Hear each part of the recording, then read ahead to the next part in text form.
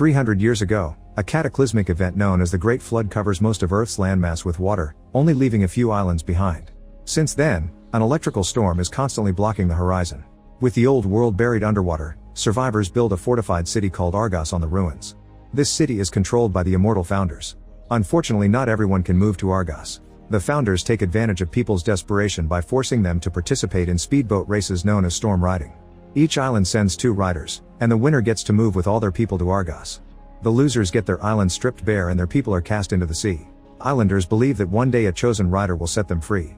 On Fig Island, Neb sees all the posters and catchy advertisements from Argos promoting the race and even offering sponsorship.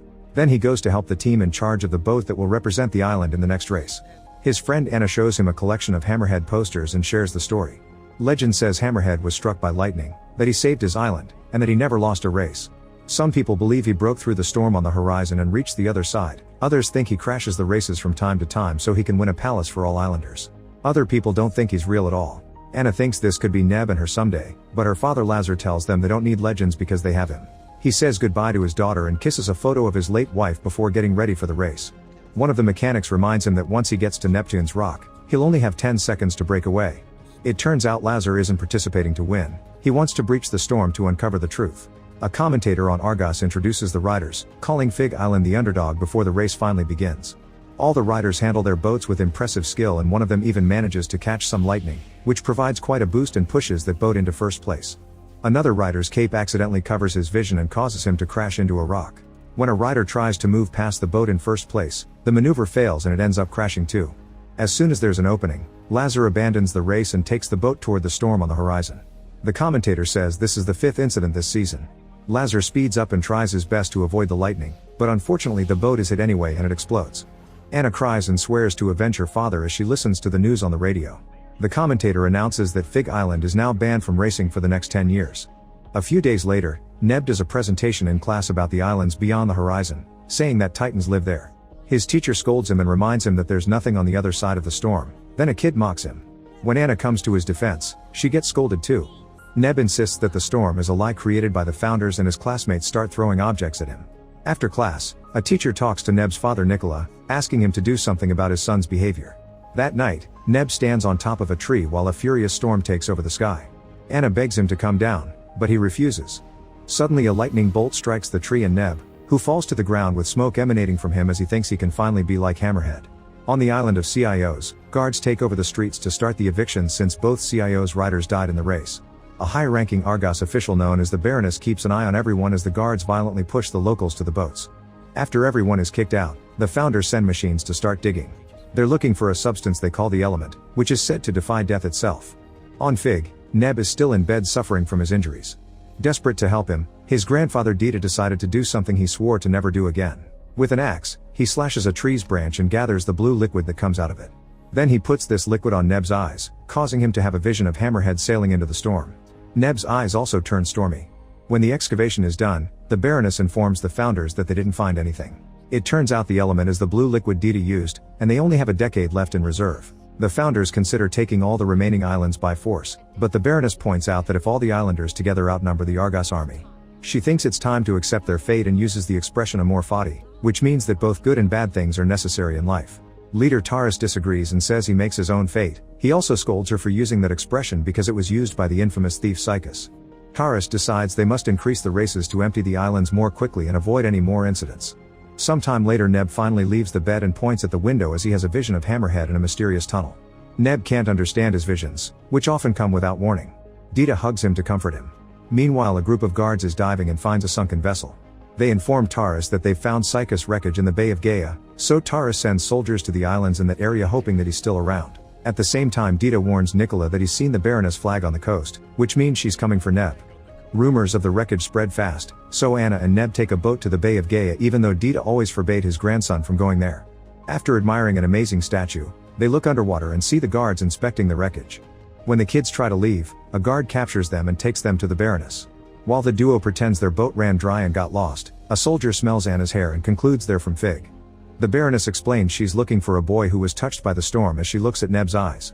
Then she agrees to take the kids home and tells them how good life in Argos is. She also says that those touched by the storm can see through the cracks of time and their own destinies. The Baroness gives Anna a compass, explaining that taming your own fears makes a big difference. When the Baroness drops off the kids on Fig, she says Neb is a rider and not a farm boy, so a sponsor will be waiting for him when he grows up. Afterward, Dita tells the kids that he planted his tree the day Neb was born and it contained Psychus the last Titan, so they have a special bond.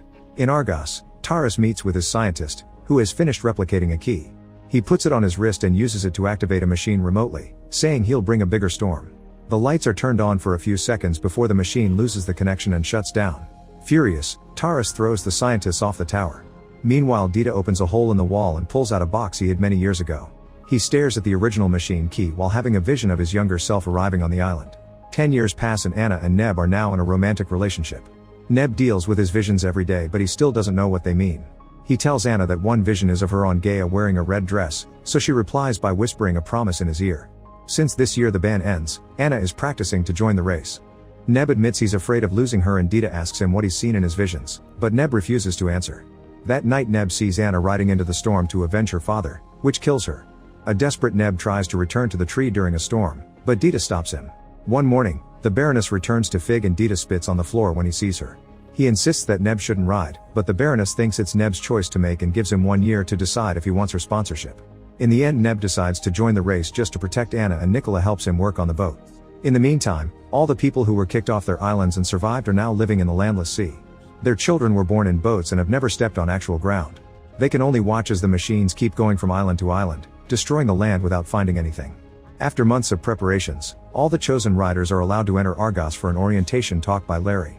They're reminded of the rules and the fact that compasses won't work near the storm, not to mention they'll be fighting inertia.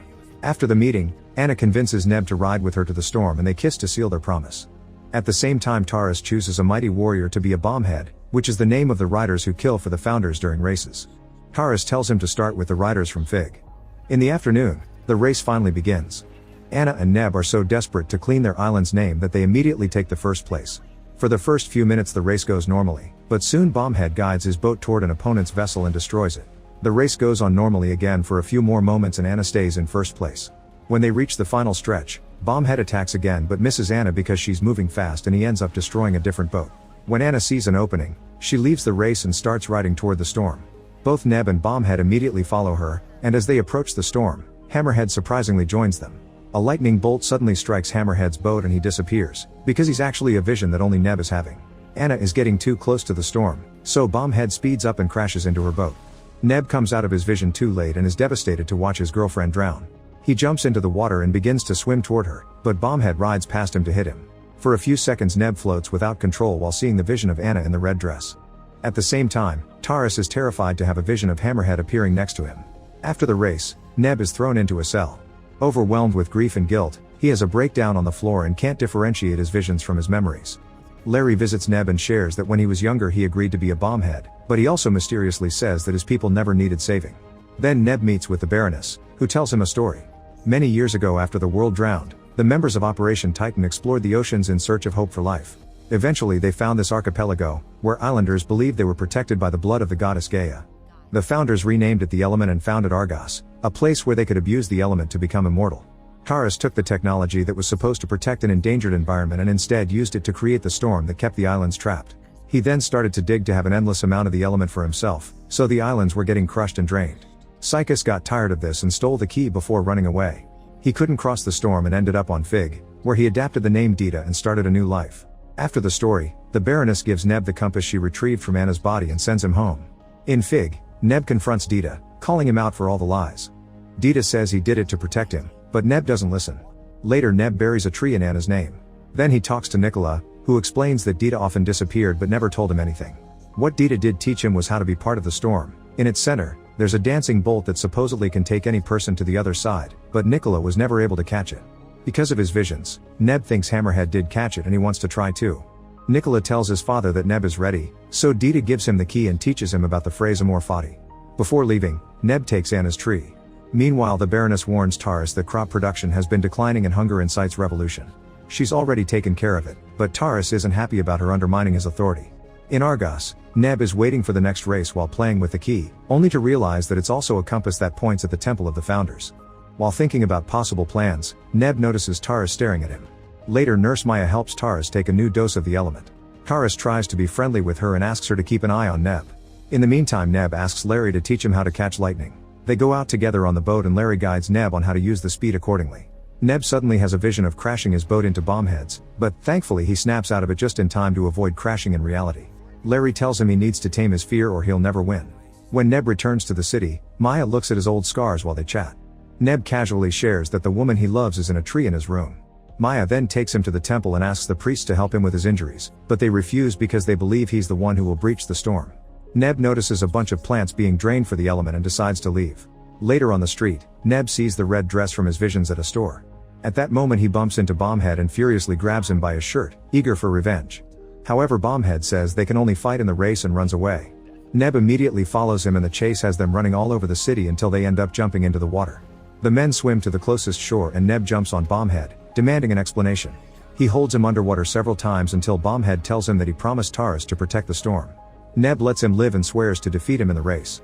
Meanwhile, Maya tells Taurus about Neb's tree and that Psychus is hiding on Fig. In his room, Neb is getting desperate to achieve his victory. After having another vision of Anna, he cuts her tree to access the element. Then he visits Larry to ask for his help with a plan. The following day the next race finally begins. Bombhead doesn't waste time and bumps into Neb's boat just to taunt him, but everyone stays calm for the first stretch of the race. Neb is in second place by the time they reach the second stretch and Taurus thinks he'll try to go to the storm, but nothing happens. Bombhead speeds up and takes a shortcut to catch up to Nebraska when the lightning bolts are close enough at last. Neb guides his boat to catch them just in time. The boost moves him ahead and he takes over first place. In just a few minutes, he wins the race. To everyone's shock, Neb suddenly turns the boat around and sails toward Bombhead, who refuses to move. At the last second, Neb jumps off his boat, so only Bombhead dies in the resulting explosive crash. Nobody sees Neb jump, so it's assumed he's dead too. The commentator announces that the Fig Islanders won't be allowed to come to Argos as punishment for Neb's actions. Meanwhile, Taurus makes his soldiers surround the Baroness, scolding her for not telling him that Psychus was on Fig. Soon the radio announces that the army is going to Fig to search for the thief. Underwater, Neb meets with Larry, who provides him with diving equipment. Following the compass, Neb swims to the temple and uses a hidden underwater tunnel to get inside. To his shock, all the priests had already been knocked out. It turns out the Baroness and her men arrived first and took care of them. When Neb asks who the Hammerhead is, the Baroness removes her contact lenses and reveals she's been having visions too. She guides Neb through his own visions so he can finally see the truth. He is Hammerhead. All along, the visions showed Neb in the future, so Dita and the Baroness spread the stories until he was ready to embrace his destiny. With the boat and gear prepared by Larry, Neb leaves the temple under his new identity. When the Baroness returns to the main chamber, she discovers that Taurus has killed all the other founders. An argument ensues, but Taurus gets distracted when he sees Hammerhead sailing away. Soon crowds are gathering on the city walls to cheer for the legendary hero, but this also means that Bombhead and other soldiers start chasing after him. Once the enemy is close enough, Hammerhead captures lightning on his boat and uses Larry's modifications to shoot it back, destroying all his opponent's vessels with a single attack. At the same, the army opens fire to start destroying Fig Island. Dita watches the destruction as he whispers Amor Fati. Meanwhile, Hammerhead manages to enter the storm and captures any lightning bolt that gets too close. Not a single bolt manages to stop him, and soon he makes it to the other side. Taurus sees this on the radar and realizes his reign is over. On the other side, Hammerhead finds a large island and a building with the machine creating the storm. Using the original key, he turns off the device and the storm finally disappears after years of terror. As citizens celebrate all over Argos, Taurus says Amor Fati before jumping to self-delete. Hammerhead admires the clean sky and remembers Anna's promise. She'd wear the dress after the storm disappeared. Before leaving, he throws the liquid from her tree on the dry ground to reawaken it. A flashback reveals that the Baroness retrieved Anna's body from the sea and revived her with the element. Hammerhead goes to the coast of Gaia and finds Anna waiting for him in the red dress. Make sure to subscribe and turn on notifications so you can watch more videos like this. Thanks for watching.